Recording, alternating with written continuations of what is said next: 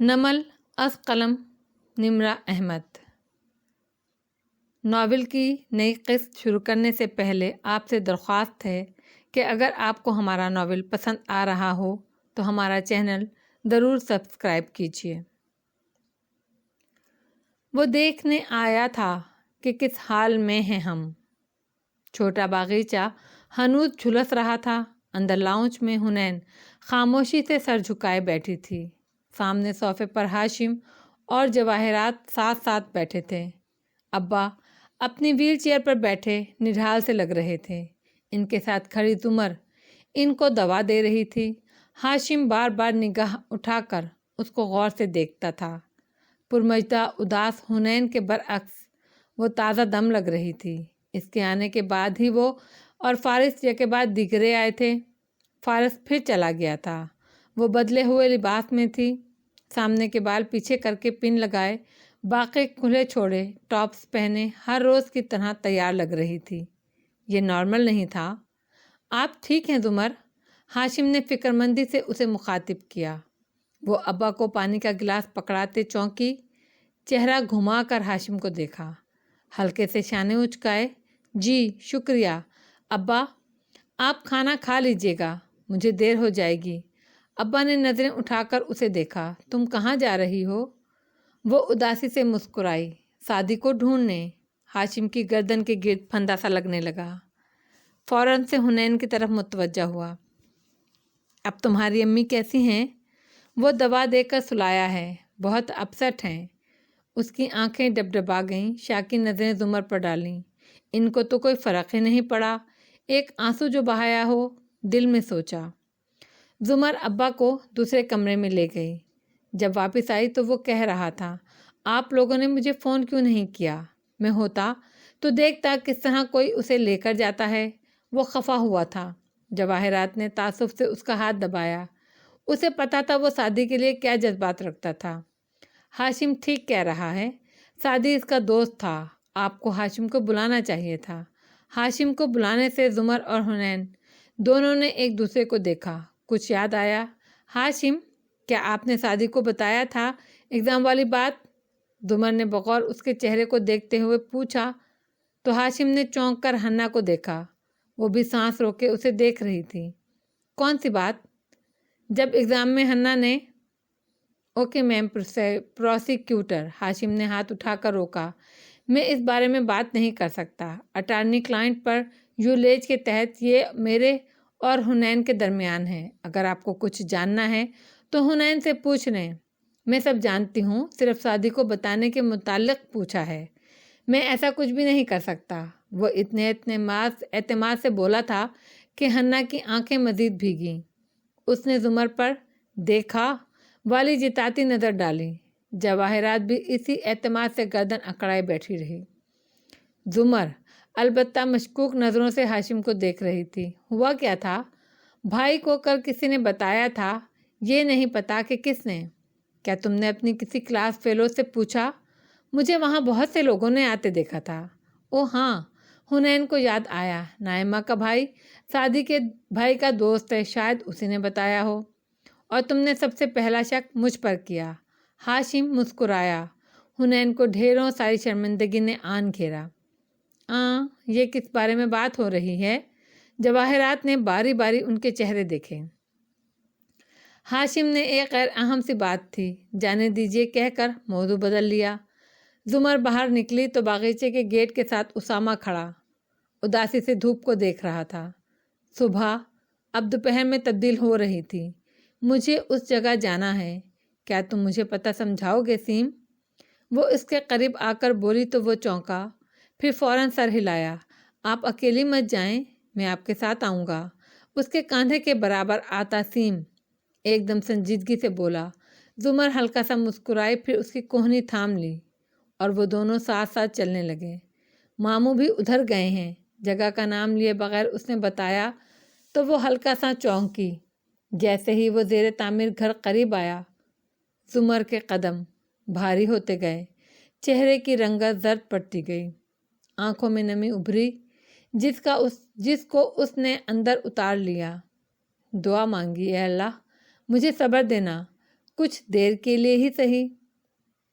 Get کے سامنے جب وہ رکی تو آنکھوں میں کرب کی جگہ افسوس نے لے لی۔ اس نے ادھر ادھر گردن گھمائی۔ پولیس نے اتنی جلدی کرائم سین دھو دیا؟ غصہ بھی اس نے اندر دبا لیا۔ وہاں چند لوگ اور پولیس اہلکار دکھائی دے رہے تھے۔ اس نے پورچ میں قدم رکھا تو سیم کی کوہنی زیادہ سختی سے بھینچ لی۔ سامنے فرش پہ خاک زدہ خاکہ بنا تھا جدھر سادی گرا ملا تھا۔ اپنی گلابی پڑتی آنکھیں اٹھائیں تو گھر کے اندرونی حصے میں وہ کھڑا نظر آیا۔ اس کی زمر کی جانب پشت تھی۔ وہ اینٹوں کی برہنہ سیڑھیوں کے آس پاس آدھا جھکا کچھ دیکھ رہا تھا۔ وہ چھوٹے چھوٹے قدم اٹھاتی آگے آئی، فارس سے فاصلہ رکھا، رخ پھیر کر کھڑی ہوئی، ارد گرد نگاہ دوڑانے لگی۔ ادھر کیا ہے ماموں؟ سیم اس کی طرف گیا تو وہ چونک کر پلٹا۔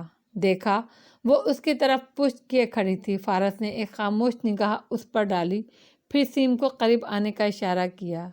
یہاں 2 گولیوں کے نشان ہیں اور ایک گولی اس دیوار میں بھی لگی ہے۔ وہ اتنی آواز میں بولا کہ زمر سن لے۔ وہ سن کر چونک کر مڑی، مگر یہاں گولیاں کیوں ہیں؟ سیم نے ناسمجھی سے دونوں کو دیکھا۔ اس کے اینگل سے لگتا ہے کہ یہ کہتے ہوئے اس نے گردن موڑی۔ وہ اب ادھر ہی دیکھ رہی تھی۔ نگاہیں ملی تو وہ سیڑھی میں لگے سوراخ کو دیکھنے لگی۔ یہ پورچ سے ہی چلائی گئی ہیں، ظاہر ہے اسی شوٹر نے چلائی ہے، مگر ادھر کیوں؟ وہ گولی چلائے گا، سعدی بھائی تو دوسری طرف تھے۔ شاید اس کا نشانہ برا تھا۔ فارس نے سرسری سا تبصرہ کیا، یا شاید یہاں کوئی اور بھی تھا۔ وہ ہلکا سا بڑبڑائی۔ آپ کیسے کہہ سکتی ہیں کوئی اور بھی تھا؟ وہ چونکا۔ زمر نے جواب نہیں دیا، بس گردن موڑ کر دوسری طرف دیکھنے لگی۔ سیم نے بے چینی سے اسے دیکھا۔ پھپھو، آپ کو کیسے پتا؟ میں نے ابھی معلوم کیا تھا کہ پولیس کو کسی نے کال کی تھی، کیونکہ سعدی کو بروقت ہسپتال پہنچایا گیا تھا۔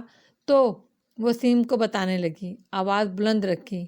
فارس اسے غور سے دیکھتے ہوئے سننے لگا۔ تو معلوم ہوا ہمسائے میں سے کسی نے کال کی تھی اور پتہ سمجھایا تھا، مگر جب پولیس آئی تو یہاں زخمی سعدی کے سوا کوئی نہیں تھا، اور ہمسائے میں؟ زمر نے ادھر ادھر گردن گھمائی۔ سارے گھر تو ابھی زیر تعمیر ہیں، یعنی کہ وہ شخص جس نے پولیس کو کال کی اس واقعے کے وقت یہی تھا۔ زمر نے نگاہیں پھیر کر فارس کی آنکھوں میں دیکھا۔ تھی، کال کرنے والی کوئی لڑکی تھی، اور وہ مڑ گئی۔ اسے جاتے دیکھ کر سیم پیچھے لپکا۔ پھپھو، کیا ہمیں یہاں اور کچھ نہیں تلاش کرنا چاہیے؟ مثلاً کوئی نشانی، کوئی ثبوت، کوئی فنگر پرنٹ؟ سب دھل کر تباہ ہو چکا ہے سیم۔ ہمیں اس کو وہیں ڈھونڈنا ہے جہاں وہ کھویا تھا۔ وہ جیسے صرف یہ جگہ دیکھنے آئی تھی، کسی اور چیز کی امید نہیں تھی۔ سیم اور وہ ساتھ ساتھ چلتے واپس آئے تھے۔ فارس چند قدم پیچھے تھا۔ سیم اندر چلا گیا اور وہ ابھی باغیچے کے دہانے پہ تھی جب اس نے عقب سے پکارا، میں ہسپتال جا رہا ہوں۔ ان کی انتظامیہ نے، زمر بات مکمل ہونے سے پہلے ایڑیوں پر گھومی، ان کی انتظامیہ نے پولیس کو نامکمل سی CCTV فوٹیجز دی ہیں۔ میں جانتی ہوں، اور یہ بھی جانتی ہوں کہ مکمل فوٹیجز کیسے نکلوانی ہیں، اور وہ میں نکلوا لوں گی۔ آپ اپنے کام سے کام رکھیے، میرے راستے میں مت آئیے۔ سرد سپاٹ سا کہتی وہ واپس مڑ گئی تو فارس نے ایک تعصف آمیز سانس لے کر سر جھٹکا، گھر کی طرف بڑھ گیا۔ فارس جیسے ہی اندر گیا، ہاشم باہر آتا دکھائی دیا۔ مجھے بتائیے، میں کیا کر سکتا ہوں آپ کے لیے؟ وہ سینے پر بازو لپیٹے کھڑی باغیچے کے جھولتے پھول دیکھ رہی تھی جب وہ عین سامنے کھڑا ہوا۔ آپ کا شکریہ، ضرورت پڑی تو بتاؤں گی۔ ہاشم نے بس سر کو خم دیا۔ چند لمحے کی خاموشی چھائی رہی۔ یہ کون کر سکتا ہے؟ مجھے نہیں معلوم، مگر ہو جائے گا۔ ہاشم نے تھوک نگلا۔ جس وقت سعدی کو گولی لگی اس وقت مڑ کر گھر کے اندر دیکھا، جہاں ابھی اندر وہ گیا تھا۔ فارس کہاں تھا؟ زمر نے چونک کر اسے دیکھا اور پھر گھر کو۔ کیا مطلب؟ کیا یہ عجیب بات نہیں؟ آپ کے خاندان میں ایک بڑی ٹریجڈی ہوئی تھی جس کے باعث وہ جیل گیا تھا، اور پھر جب وہ جیل سے نکلتا ہے تو ایک اور ٹریجڈی ہو جاتی ہے۔ سرسری انداز میں کہتے وہ زمر کی آنکھوں میں دیکھ رہا تھا۔ زمر پلک بھی نہ جھپک سکی۔ وہ اس کا بھانجا ہے ہاشم، جیسے وارث اس کا بھائی تھا اور زرتاشا اس کی بیوی تھی۔ زمر نے آنکھیں سکیڑ کر قدرے تعجب سے اسے دیکھا۔ فارس کا شادی والے واقعے میں کوئی ہاتھ نہیں، وہ اس وقت کہیں اور تھا۔ اوہ کم آن زمر، ہاشم نے بیزاری سے ہاتھ چہرے کے آگے جھلایا، اس کے پاس ہمیشہ ایلیبی ہوتی ہے، آپ اس پر سب کچھ ہونے کے بعد بھی کیسے اعتبار کر سکتی ہیں؟ وہ فارس ہے، اس سے کچھ بھی بعید ہے، ہم سب جانتے ہیں آپ نے اس سے کیوں شادی کی، اور میرے نزدیک تو اس کے جرائم میں آج ایک اور جرم کا اضافہ ہو گیا ہے۔ اب ہم سب جانتے ہیں جب آپ کو فارس کے خلاف کوئی ٹھوس ثبوت ملے گا تو آپ کوئی قدم اٹھائیں گی۔ زمر نے لب بھینچ لیے اور تیز نظروں سے اس کی آنکھوں میں دیکھا۔ آپ پوچھیں گے نہیں اس کا ایلیبی کون ہے؟ اس دفعہ کون ہے؟ اس نے استہزائیہ سر جھٹکا۔ میں۔ وہ اس وقت میرے ساتھ تھا۔ لمحے بھر کو وہ کچھ بول نہیں سکا، پھر وضاحتی انداز میں گویا ہوا۔ میں فارس پہ اعتبار نہیں کر سکتا، میں اپ سیٹ ہوں، سعدی میرا دوست تھا اور اوکے ہاشم، ایک بات۔ وہ ایک ہاتھ اونچا کر کے اسے درمیان سے ٹوکتی اس کی آنکھوں میں دیکھ کر اسی سرد مہری سے بولی، آپ فارس کو ناپسند کرتے ہیں مگر مجھ سے زیادہ نہیں، آپ سعدی کو پسند کرتے ہیں مگر مجھ سے زیادہ نہیں، اس لیے پہلے میری یہ پہلی بات اور آخری دفعہ دھیان سے سن لیجئے۔ فارس نے یہ نہیں کیا، اپنے پچھلے اعمال کا وہ حساب دے گا، مگر آپ نے اگر اپنے خاندانی تنازعات کے بدلے کے طور پر فارس کے خلاف میرے بھتیجے کی ٹریجڈی کو استعمال کرنا چاہا تو آپ مجھے اپنا دشمن بنا لیں گے، دوست تو ہم پہلے بھی نہیں تھے۔ ہاشم نے ٹھنڈی سانس بھری، آپ مجھے غلط سمجھ رہی ہیں۔ یہ موضوع ختم ہوا۔ وہ ایک سلگتی ہوئی نگاہ اس پر ڈال کر آگے بڑھ گئی، ابھی دروازے کے قریب آئی تھی کہ وہ کھلا اور فارس باہر نکلتا دکھائی دیا، اسے دیکھ کر رکا اور ہٹ کر راستہ دیا۔ زمر آگے نہیں بڑھی، وہیں کھڑے فارس کو دیکھا اور کافی صاف آواز میں بولی، میں تمہارے ساتھ چلوں گی، میری کار میں کچھ مسئلہ ہے۔ کن اکھیوں سے نظر آ رہا تھا کہ باغیچے میں کھڑا ہاشم ہلکا سا چونکا تھا۔ اوکے، میں انتظار کر رہا ہوں۔ فارس ایک سنجیدہ نگاہ اس پر ڈال کر آگے چلا گیا۔ زمر اندر آئی، کمرے سے اپنی ایک دو چیزیں اٹھائیں تو لاؤنج میں بیٹھی جواہرات کی آواز سماعت میں پڑی، اب تم لوگوں کو اس جگہ نہیں رہنا چاہیے، یہ علاقہ محفوظ نہیں ہے، وہ حنین سے کہہ رہی تھی۔ زمر ٹھہر کر کچھ سوچنے لگی، پھر سر جھٹک کر باہر نکل آئی۔ پرس کوہنی پر ٹکائے اس نے باہر قدم رکھا تو دیکھا فارس گاڑی کی طرف جاتے ہوئے رک کر ہاشم سے کچھ کہہ رہا تھا، دونوں کا انداز عام اور سرسری تھا۔ زمر خاموش نظروں سے ان کو دیکھتے ہوئے کار کی طرف چلی آئی۔ نئی منزل کی راہ ڈھونڈو تم، میرے غم سے میرے پناہ ڈھونڈو تم۔ چند منٹ بعد جب کار سڑک پر رواں تھی تو فرنٹ سیٹ پر بیٹھی زمر نے موبائل پر چلتا ہاتھ روک کر سرسری سے پوچھا، ہاشم تم سے کیا کہہ رہا تھا؟ وہ ڈرائیو کرتے ہوئے چونکا، رخ ذرا پھیر کر اسے دیکھا، پھر سر جھکائے موبائل پر وہ لگی تھی۔ پولیس کی کارروائی کے بارے میں پوچھ رہا تھا، کیا تم نے اسے کسی ممکنہ گواہ کا بتایا؟ نہیں تو؟ اس کو کچھ مت بتانا۔ کیوں؟ فارس نے چونک کر اسے دیکھا۔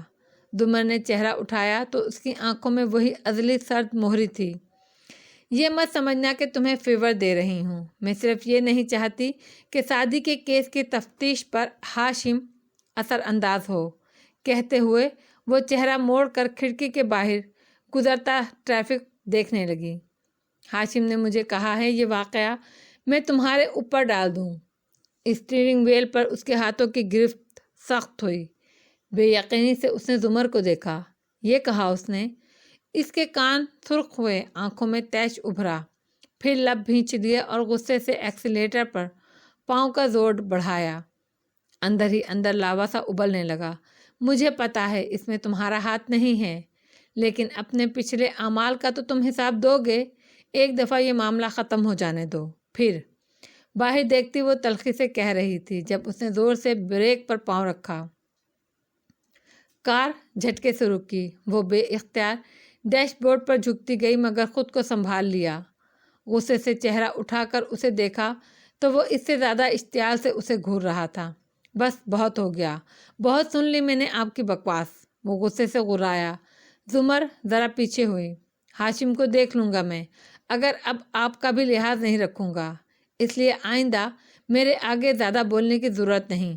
بہت دیکھ لیا میں نے اپنے گھر والوں کو قتل ہوتے اور خود پر الزام لگتے۔ آج کے بعد کوئی مجھے نہیں بتائے گا میں نے کیا کرنا ہے، سمجھی آپ؟ آنکھوں میں تپش لیے اس کو دیکھ کر کہتے وہ کار سے نکلا اور ٹھا دروازہ بند کیا۔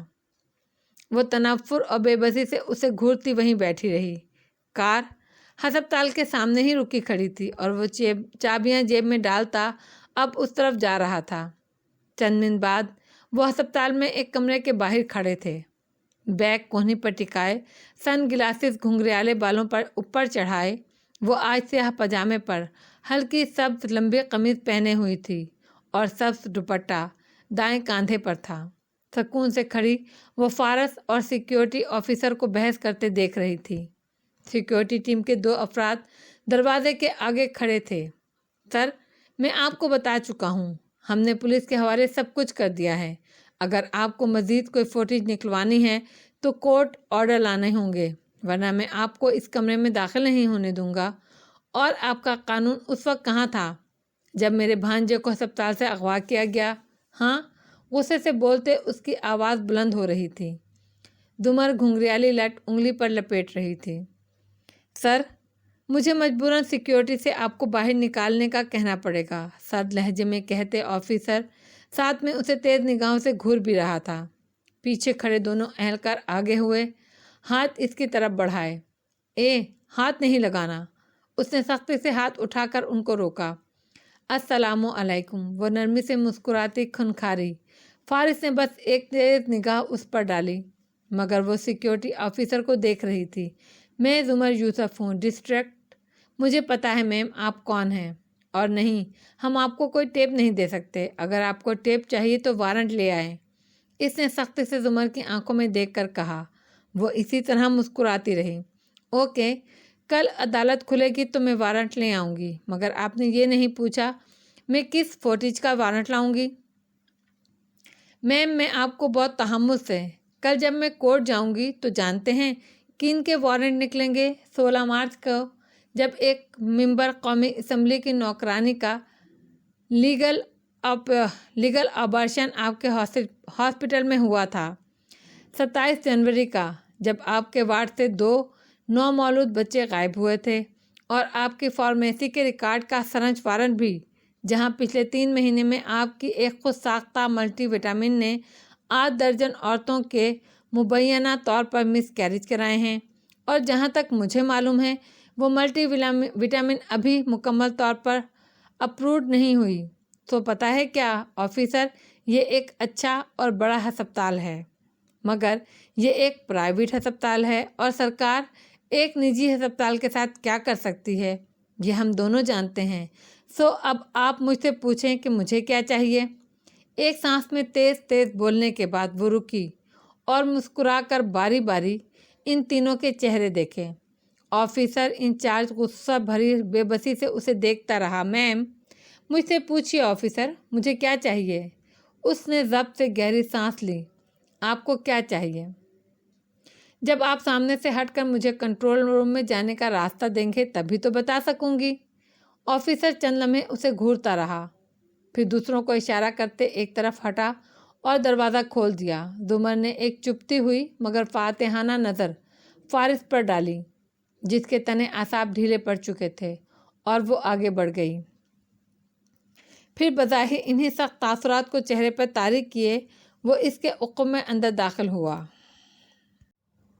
چند منٹ بعد ایک کمپیوٹر اسکرین کے سامنے کرسی پر موجود CR انچارج فولڈر کھول کر ان کو مطلوبہ فوٹیجز دکھا رہا تھا۔ زمر اس کی کرسی کے ساتھ کھڑی ذرا جھک کر دیکھ رہی تھی اور فارس اس کے کاندھے کے پیچھے کھڑا تھا۔ 2 لوگ تھے۔ وہ اسکرین کو دیکھتے ہوئے بڑبڑاتی جہاں کوریڈور میں 2 ماسک والے وارڈ بوائے اسٹریچر لاتے ہوئے دکھائی دے رہے تھے۔ اسٹریچر پر لیٹے لڑکے کے اوپر چادر ڈلی تھی مگر سر سے ذرا سے گھنگریالے بال نظر آتے تھے۔ زمر کے حلق میں آنسوؤں کا گولا پھنسنے لگا، مگر اس نے پلک کو جھپک کر نمی اندر دبا لی۔ یہ فوٹیج پولیس کے پاس بھی ہے؟ یہ نہیں چاہیے۔ فارس نے بیزاری سے آپریٹر کو دیکھا تھا۔ لفٹ کی فوٹیج کہاں ہے؟ آپریٹر نے سر ہلا کر ایک اور فولڈر کھولا۔ تھیٹر میں اسٹریچر لانے سے قبل وہ دونوں لفٹ سے اترے تھے۔ یہ اس سے پہلے کی ٹیپ تھی۔ لفٹ میں وہ دونوں کھڑے تھے۔ ان کے سروں پر سبز ٹوپیاں اور چہرے پر سبز ماسک تھے۔ دفتراً ایک وارڈ بوائے جس کا رخ کیمرے کے عین سامنے تھا، اس نے چھینکنے کو منہ پر ہاتھ رکھا، پھر چھینک مار کر ماسک ہٹایا، رومال سے منہ صاف کیا اور ماسک درست کر لیا۔ پیچھے کرو۔ آپریٹر نے پیچھے کر کے روکا اور تصویر کو بڑا کیا۔ وارڈ بوائے کا چہرہ کافی واضح تھا۔ وہ ایک پکی عمر کا مرد تھا۔ اس کی گھنی مونچھیں تھیں۔ کیا آپ نے پولیس کو یہ دکھایا؟ اس نے باری باری آپریٹر، سیکورٹی آفیسر کو گھورا۔ آفیسر جو سینے پر بازو لپیٹے کھڑا تھا ذرا بیزار ہوا۔ نہیں، کیونکہ انہوں نے یہ فوٹیج نہیں مانگی۔ فارس نے جیب سے ایک فلیش نکالی اور سسٹم میں داخل کی۔ سیکورٹی آفیسر آگے بڑھا۔ نہیں، آپ میرا ڈیٹا کاپی نہیں کر سکتے۔ میں تمہارے سامنے کل کی تمام فوٹیجز کاپی کرنے لگا ہوں اور تم مجھے خاموشی سے کام کرتے دیکھتے رہو۔ پھر آپریٹر کے کاندھے پر ہاتھ رکھا۔ جو فولڈر میں کہہ رہا ہوں وہ کاپی کرتے جاؤ۔ شاباش۔ آپریٹر نے بے بسی سے انچارج کو دیکھا، جو محض خون کے گھونٹ پی کر کھڑا رہا۔ دوبارہ کچھ نہیں بولا۔ یہ بھی کرو اور یہ بھی۔ مجھے کیا دیکھ رہے ہو؟ مگر یہ سر، یہ دوسرے فولڈر کی ویڈیو۔ میرا دماغ مت گھماؤ، مجھے مزید خراب مت کرو۔ وہ جس طرح اس لڑکے کو گھور کر بولا تھا، زمر نے ناپسندیدگی سے اسے دیکھا اور وہاں سے ہٹ کر دروازے کے پاس آ کھڑی ہوئی۔ وہ کرسی کے ساتھ جھکا، انگلی سے اسکرین کی طرف اشارہ کرتے آپریٹر کو ہدایت دیتا رہا۔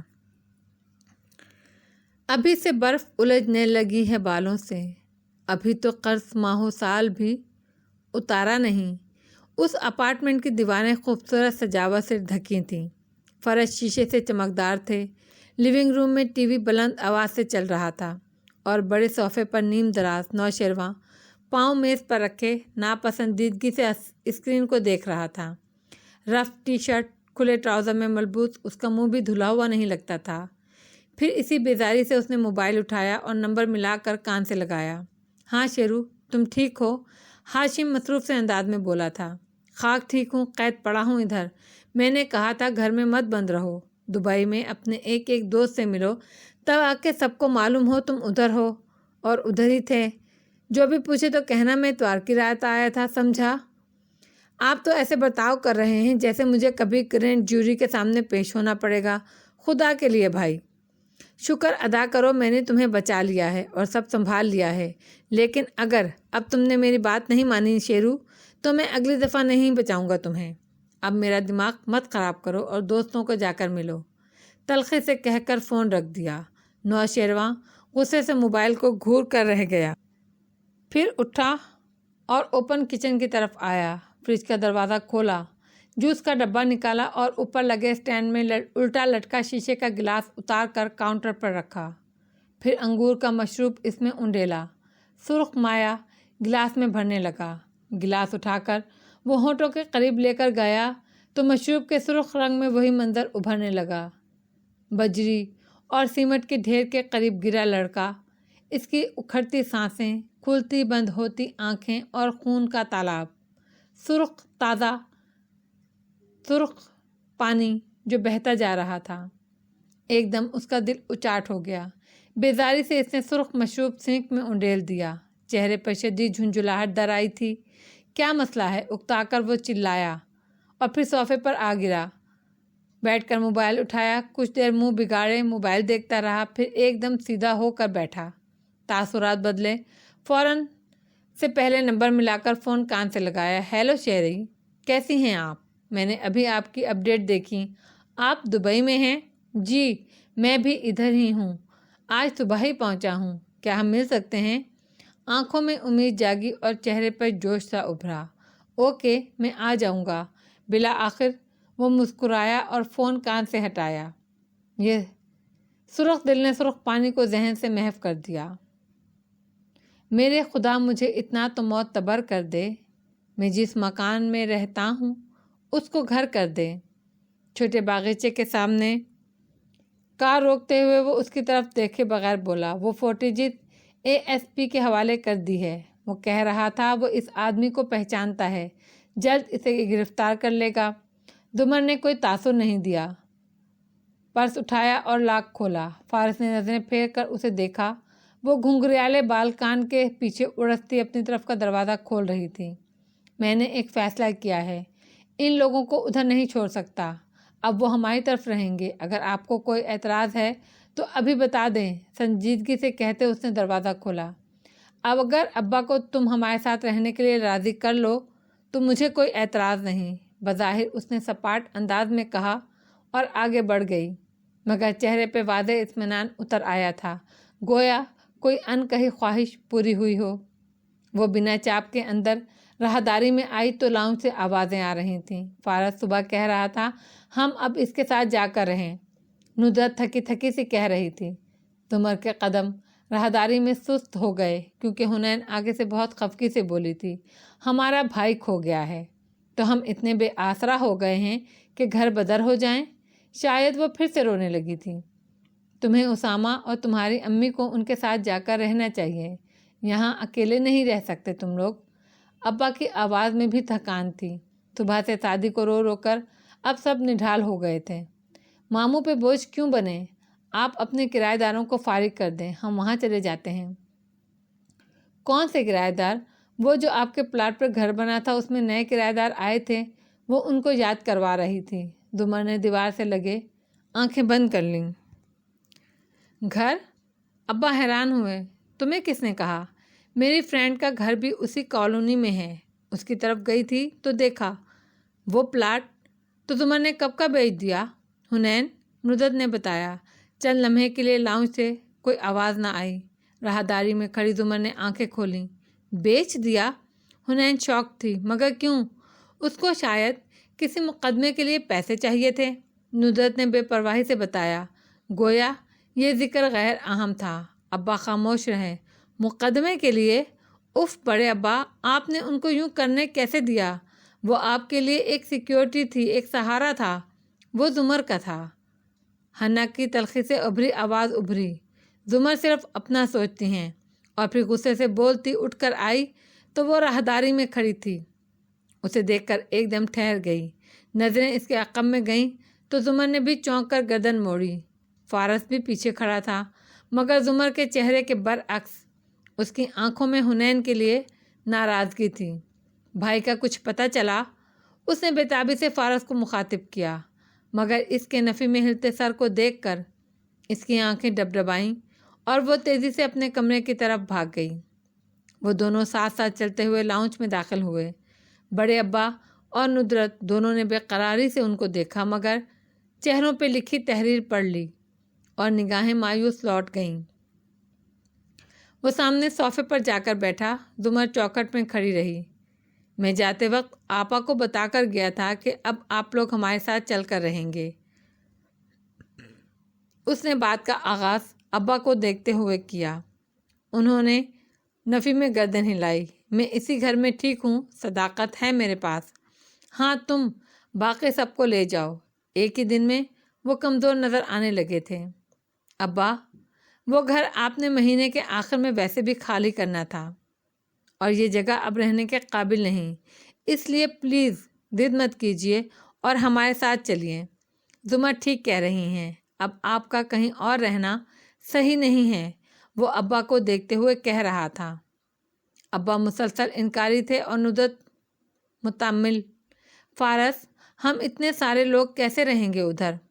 اتنا چھوٹا نہیں ہے وہ گھر، 3 بیڈ روم ہیں، نیچے والا یوسف صاحب اور سیم لے لیں گے، صداقت پورچ کے ساتھ سرونٹ روم میں رہ لے گا، اور اوپر۔ وہ رکا، ایک نظر زمر کو دیکھا، وہ بھی اسے ہی دیکھ رہی تھی۔ اوپر میرا اور زرتاشا والا پرانا کمرہ آپ کے اور حنین کے لیے کافی ہے، باقی ہمارا تو ویسے بھی امی والا کمرہ ہے۔ اب کہ اس نے زمر کو دیکھے بنا سنجیدگی سے بات مکمل کی۔ دروازے پہ رکھے اس کے ہاتھ کو گرفت سخت ہوئی، ابرو تن گئے۔ ایک خاموش تیز نظر اس پر ڈالی، مگر بولی تو آواز ہموار تھی، سب آرام سے آ جائیں گے، آپ بس چلنے کی تیاری کریں، اور مڑتے ہوئے کانوں میں ندرت کی آواز پڑی، میرا بیٹا ہوتا تو ہمیں کبھی یوں نہیں جانے دیتا۔ بڑے ابا مسلسل انکار کر رہے تھے اور فارس کچھ کہہ رہا تھا، مگر زمر سنے بغیر آگے چلتی آئی۔ سعدی کا کمرہ خالی پڑا تھا۔ وہ دیوار سے لگے اس کے بیڈ پر بیٹھی، جوتے اتار کر پیر اوپر کر لیے، دیوار سے ٹیک لگا لی۔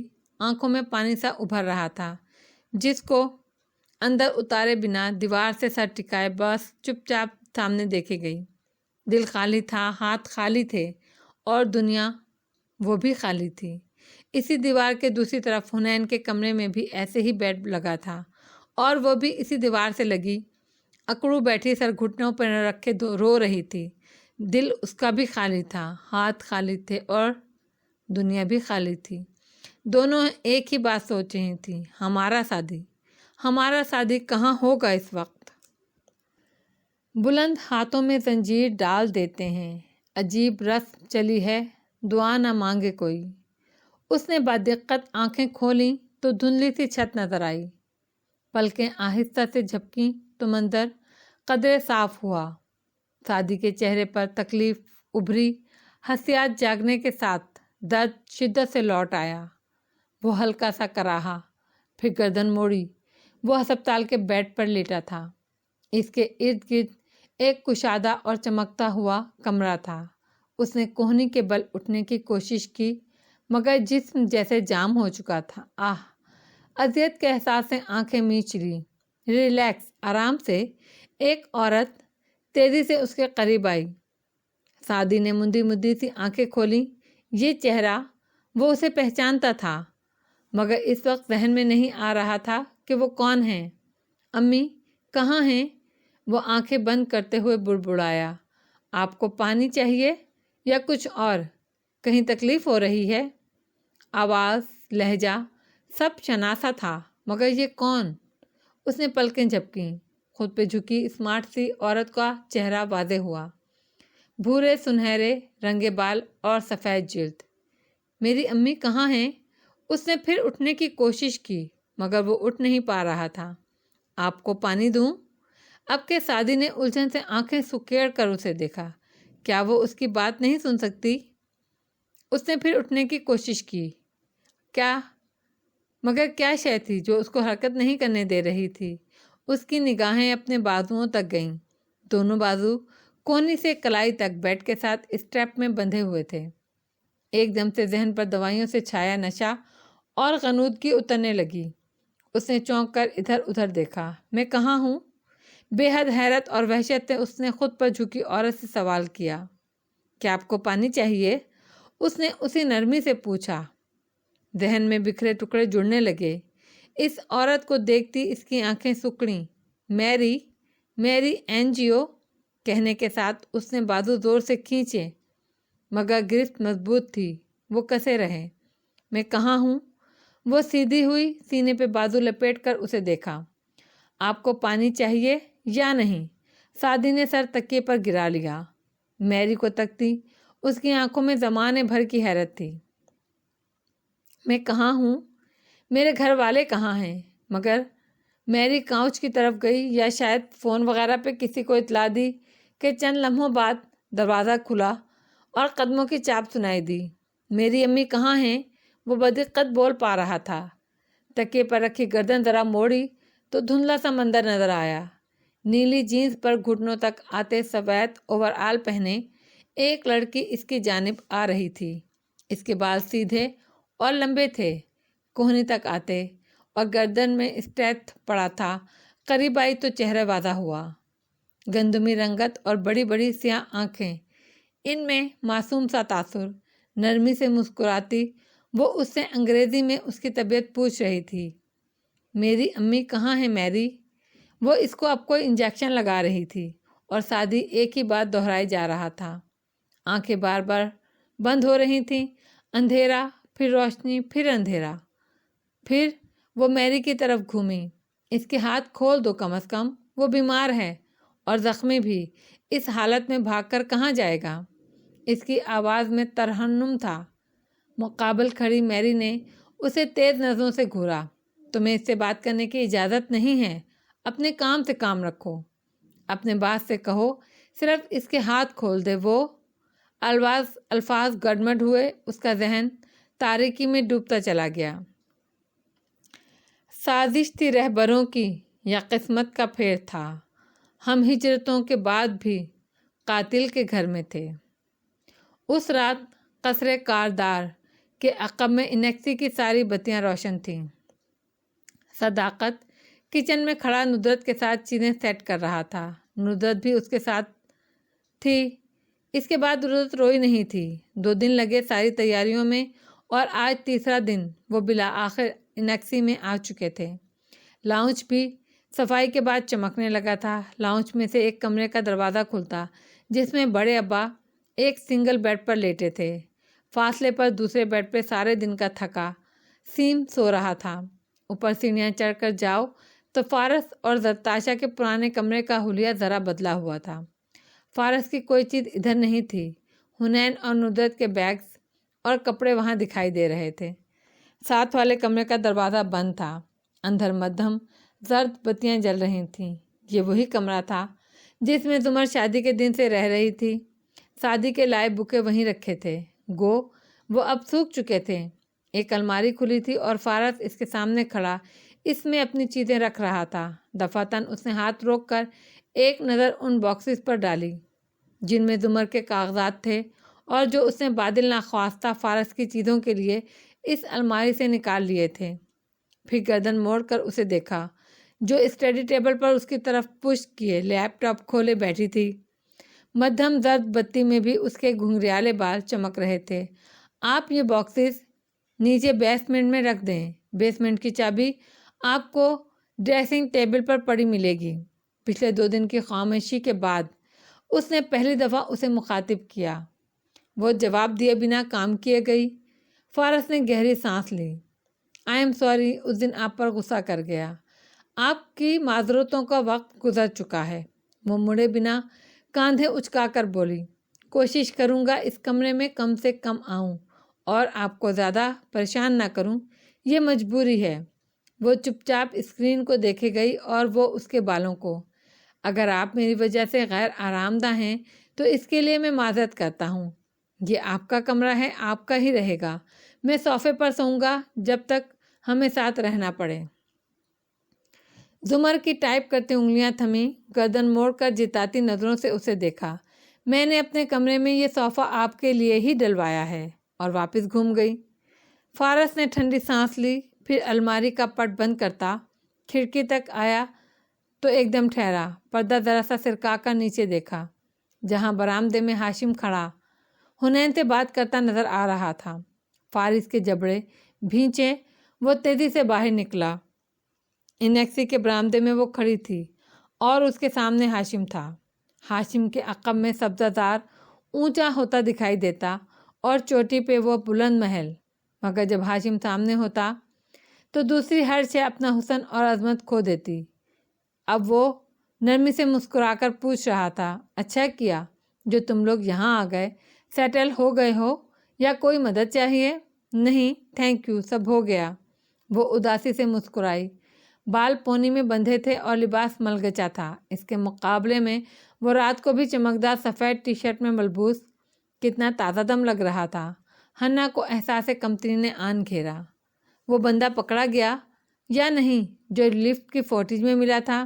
نہیں، پتہ نہیں۔ حنا نے یاسر سے شانے اچکائے۔ ہاشم نے غور سے اسے دیکھا۔ تم اس معاملے میں کوئی دلچسپی کیوں نہیں لے رہی؟ پھپھو اور ماموں کر رہے ہیں نا سب، مگر وہ شادی کے لیگل وارث نہیں ہیں۔ مطلب؟ اس کے چہرے پر آتی الجھن دیکھ کر وہ قدرے حیران ہوا۔ کیا تمہیں کسی نے نہیں بتایا؟ پھپھو اور ماموں قانونی وارث نہیں ہوتے۔ اس کیس میں صرف تمہاری امی یا تم شادی کے وارث ہو، اور سیم وہ 18 سے چھوٹا ہے، سو وارث نہیں ہو سکتا۔ اوہ، مگر کیا فرق پڑتا ہے؟ وہ بے دلی سے سر جھکائے جوتے سے فرش کھرچنے لگی۔ تم کتنے سال کی ہو؟ سامنے جیبوں میں ہاتھ ڈالے کھڑے ہاشم نے پوچھا۔ 20۔ میں 35 سال کا تھا جب میرا باپ مرا۔ میں 20 کا نہیں تھا، پھر بھی لوگوں نے میرا استعمال کرنے کی کوشش کی، اس لیے میری نصیحت یاد رکھنا۔ جب آپ کے گھر کا سربراہ نہ رہے تو آنکھیں اور کان کھلی رکھتے ہیں۔ حنین چپ چاپ اسے دیکھے گئی، مگر اس کے چہرے پر الجھن بھری ناپسندیدگی کا تاثر تھا۔ مگر فارس ماموں اب ہمارے سربراہ ہیں۔ تو اسی پل دروازہ کھلا اور فارس باہر آیا۔ حنا نے چونک کر اسے دیکھا، ایک دم اپنا آپ چور لگا۔ ہیلو فارس، ہاشم نے اسی طرح مسکرا کر سر کو خم دیا۔ حنا فوراً اس کی طرف مڑی۔ ماموں، ہاشم بھائی آپ کا پوچھ رہے تھے، میں سمجھی آپ سو چکے ہیں۔ فارس نے ایک تیز سپاٹ نظر ہاشم پر ڈالی، پھر حنا کو اشارہ کیا، اندر جاؤ۔ آواز میں سختی تھی۔ وہ سر جھکائے اوکے گڈ نائٹ کہتی فوراً اندر کھسک لی۔ اب وہ اپنے گھر کے دروازے کے بالکل سامنے آ کھڑا ہوا، آستین چڑھائے، تنے ابرو اور دبے دبے غصے کے ساتھ ہاشم کو دیکھا۔ کیا ہوا؟ پرسکون کھڑے ہاشم نے ابرو اٹھائے۔ وقت نہیں مل سکا، کچھ حساب کتاب کرنا تھا تمہارے ساتھ۔ آنکھوں میں تپش لیے اسے گھورا۔ کیا کہہ رہے تھے تم اس دن زمر سے کہ شادی کا حادثہ میرے سر پہ ڈال دو؟ اوہ کم آن ہاشم۔ ہاشم نے بے حد غصے سے سر جھٹکا۔ کیا اس نے یہ بتایا ہے تمہیں؟ اور کیا یہ نہیں بتایا کہ اس نے خود کیا کیا؟ ان فیکٹ مسز غازی نے مجھے بہت سات لفظوں میں بتایا وہ آپ سے مجھ سے زیادہ نفرت کرتی ہے، اور یہ بھی کہ تندیہ لہجے میں وہ گویا ہوا، اور یہ بھی کہ اتفاق سے اس دفعہ بھی آپ کے پاس ایلے بھی ہے۔ تو میں نے پوچھا فارس اس وقت کہاں تھا؟ بولی میرے ساتھ، مگر وہ اپنے تمام اعمال کا حساب بھگتے گا۔ میں نے پوچھا آپ یہ فارس پہ ڈالنا چاہتی ہیں تبھی تم آ گئے؟ شاید انہوں نے تمہارے سامنے اپنی پوزیشن کلیئر کرنے کے لیے یہ کہا، ورنہ اگر میں تمہاری جگہ ہوتا تو بہت محتاط رہتا، کیونکہ ہم سب کو پتہ ہے انہوں نے تم سے شادی کیوں کی ہے۔ میری بات کان کھول کر سن لو ہاشم۔ وہ چپتی ہوئی نگاہوں سے اسے دیکھتا آگے آیا۔ یہ میرا گھر ہے اور زمر میری بیوی ہے۔ تمہارے مقابلے پر اس کی بات کا میں زیادہ یقین کرتا ہوں، اس لیے میری بیوی سے دور رہو۔ چبا چبا کر ایک ایک لفظ ادا کیا۔ اگر ایک لمحے کے لیے بھی مجھے لگا تم شادی کے حادثے کو استعمال کرنے کی کوشش کر رہے ہو تو یاد رکھنا میں تمہیں اپنے ہاتھوں سے ماروں گا۔ ایک نظر اس پر ڈال کر وہ مڑنے لگا، پھر رکا۔ اور ہاں، میرے گھر میں میری غیر موجودگی میں آنے کی ضرورت نہیں ہے۔ تمہارا دوست سعدی تھا، اس گھر میں اب تمہارا مزید کوئی دوست نہیں ہے۔ اور اندر جا کر زور سے دروازہ بند کر لیا۔ ہاشم بمشکل ضبط کرتا مڑا، لمبے لمبے ڈگ بھرتا سبزہ زار پہ چلتا گیا۔ اس کے چہرے پر شدید غصہ تھا۔ اس کے کمرے کی بالکنی سامنے تھی۔ بیرونی زینے سے وہ بالکنی پر چڑھا اور اندر کمرے میں آ کر موبائل پر نمبر ملایا۔ خاور نے پہلی ہی گھنٹی پر کال اٹھائی۔ جی سر۔ خاور، مجھے نہیں پتا تم یہ کیسے کرو گے۔ غسیلی آنکھوں سے وہ فون میں غرایا، مگر مجھے فارس غازی جیل کے اندر چاہیے، کبھی بھی باہر نہ نکلنے کے لیے۔ اوکے سر، میں کچھ کرتا ہوں۔ کال بند ہوئی تو ہاشم نے اسی برہمی سے فون صوفے پر پھینک دیا اور منہ ہی منہ میں چند انگریزی گالیاں اسے نکالیں۔ پھر غصہ کم ہونے میں نہیں آ رہا تھا۔ انیکسی کے اندر فارس سیڑھیاں چڑھ کر اوپر آیا تو حنا کے کمرے کا دروازہ کھلا تھا۔ وہ بجھے چہرے کے ساتھ بیڈ پر بیٹھی تھی۔ وہ چوکھٹ میں ٹھہرا۔ آئندہ ہاشم سے زیادہ باتیں کرنے کی ضرورت نہیں ہے۔ وہ اچھا آدمی نہیں ہے، نہ سختی نہ نرمی۔ بس ہموار لہجے میں کہہ کر اس کا جی اچھا میں جھکتا سر دیکھ کر وہ اپنے کمرے کی طرف آ گیا۔ اپنا کمرہ؟ ہلکی سی دستک دیکھ کر دروازہ کھولا تو کمرے کی بتی بجھی تھی، صرف ڈریسنگ روم کا بلب جل رہا تھا۔ اسٹڈی ٹیبل خالی تھا۔ وہ بیڈ پہ لحاف گردن تک اوڑھے آنکھوں پر بازو رکھے لیٹی تھی۔ کیا یہ میرے جانے کا انتظار کر رہی تھی؟ سوچا۔ وہ آہستہ سے دروازہ بند کرتا بیڈ کے قریب آیا، دوسرا تکیہ اٹھایا صوفے پر رکھا، پھر یوں ہی گردن موڑ کر اسے دیکھا۔ آنکھیں بازوؤں سے ڈھکی تھی، مگر ناک کی لونگ دمکتی نظر آ رہی تھی۔ فارس کے چہرے پہ چھائے تنے تاثرات ڈھیلے پڑ گئے۔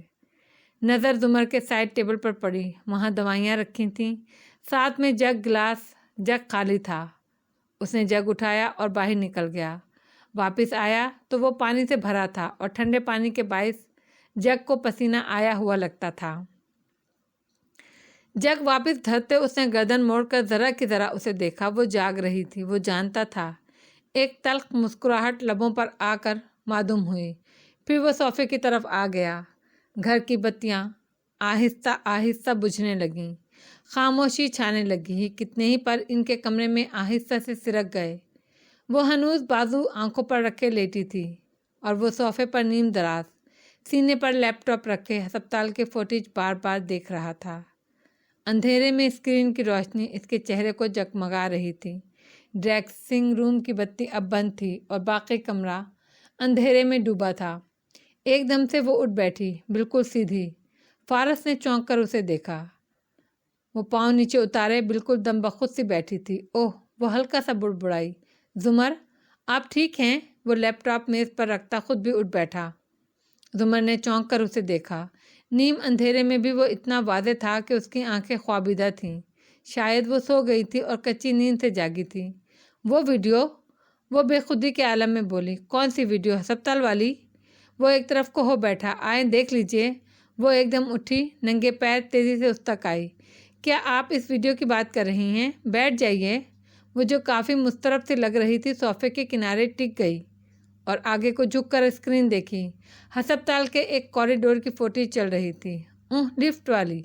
वो परेशानी से बोली तो फारस ने अच्छा कहकर मतलूबा वीडियो लगाई। जुमर ने चेहरा मजीद आगे झुकाया तो घुंघरियाली लटें कंधों से फिसलकर सामने को गिरीं। फारस ने ज़रा की नज़र उन पर डाली। वो बाल कान के पीछे उड़सती आंखें सुकेड़े स्क्रीन को देख रही थी। ये देखो। उसने एक मंजर को स्टिल किया तो फारस ने तवज्जो और ध्यान स्क्रीन की तरफ लगाना चाहा। मुझे अभी याद आया, ये आदमी देखो, छींक मारने के लिए मास्क उतारने से 6 सेकंड पहले इसने नज़र उठाकर कैमरे की तरफ देखा है। वो एकदम चौंका। स्क्रीन पर इस शख्स की नज़र उठाकर फ़ौरन वापस मोड़ लेने को जुमर ने स्टील कर रखा था। यानी वो इस बात से वाकिफ़ था कि लिफ्ट का कैमरा इसकी तस्वीर बना रहा है। हाँ, और फिर भी इसने मास्क उतारा। जुमर का इस्तराब अब गुस्से में बदलने लगा था ताकि हम इसका चेहरा ठीक से देख लें। अब 4 दिन में पुलिस इसको पकड़ भी लेगी और यह एतराफ़ जुर्म भी कर लेगा, क्योंकि ये सिर्फ एक किराए का आदमी है जिसे असल मुजरिम खुद को छुपाने के लिए इस्तेमाल कर रहे हैं। वो स्क्रीन को देखते हुए सोचते हुए बोल रहा था। फिर कुछ याद आया। ये देखिए, मैं दूसरी फुटेजेस चेक कर रहा था। इस कॉरिडोर को देखिए। इसने एक और वीडियो लगाकर उठाई। कॉरिडोर खाली था। फारस ने ज़रा फॉरवर्ड किया। इस शीशे के दरवाजे को देखिए, इसमें मुखालिफ कॉरिडोर का अक्स झलक रहा है। जुमर ने गर्दन मजीद आगे करके गौर से देखा।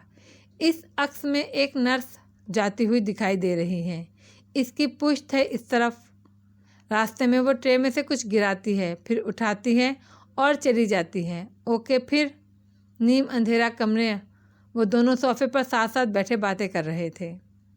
इस कॉरिडोर में अगले आधे घंटे में हर 5 मिनट और 13 सेकंड बाद एक नर्स का अक्स दिखाई देता है जो बीच रास्ते में कुछ गिरा देती है। या तो अस्पताल की सारी नर्सें अंधी हैं या फिर ये एक ही 5 मिनट का क्लिप है जिसे बार बार दोहराया गया है। यानी असल आधे घंटे की टेप गायब है। वो चौंकी। अगर अस्पताल वाले इन ऑर्गेनाइज्ड क्रिमिनल्स के साथ मिलकर ये टेप डॉक्टर कर सकते हैं तो लिफ्ट वाली टेप भी गायब कर सकते थे, मगर नहीं, उन्होंने हमारे साथ खेल खेला। इसकी पेशानी पर बल पड़े और गुस्से से कहती वो बोले जा रही थी। उनको पता था हम फुटेजेस निकलवाएंगे, सो वो हर उस रास्ते पर बैठे हैं हमें भटकाने के लिए जो शादी तक जाता है।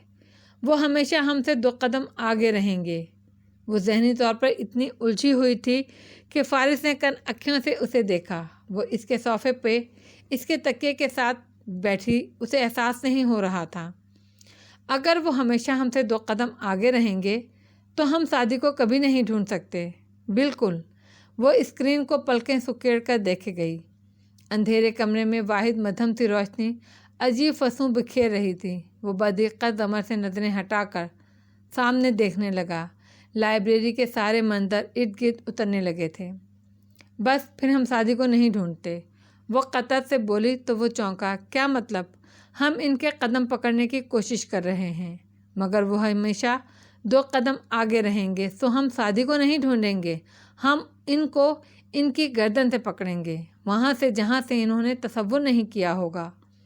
وہ لیپ ٹاپ کو دیکھتی گویا خود سے بول رہی تھی، مگر ہم نہیں جانتے وہ کون ہیں۔ وہ بھی یہی سمجھتے ہیں کہ ہم انہیں نہیں جانتے، مگر یہاں پر انہوں نے ایک غلطی کر دی ہے۔ وہ پہلی دفعہ مسکرائی اور نگاہیں موڑ کر فارس کو دیکھا۔ کیا تم نے کرمنل لاء میں پڑھا نہیں تھا؟ It's not the crime, it's the cover up. Faris نے اثبات میں سر ہلایا۔ بالکل، مجرم کو اس کا جرم نہیں پکڑواتا بلکہ جرم کو چھپانے کی کوشش پکڑواتی ہے۔ سو اپنے جرم کو چھپانے کی کوشش میں انہوں نے اپنا ایک بندہ ہمارے سامنے لا کھڑا کیا ہے۔ اب تک وہ ہمارے لیے ایک الجھا ہوا گروہ تھا مجرموں کا، مگر اب ہم ان کے ایک ساتھی کو جانتے ہیں، یہ لفٹ والا آدمی۔ مگر فارس نے نفی میں سر ہلایا۔ یہ تو صرف ایک ہرکارہ ہے، کرائے کا آدمی۔ جن لوگوں نے سعدی پر حملہ کیا یہ آدمی ان کو جانتا تک نہیں ہوگا۔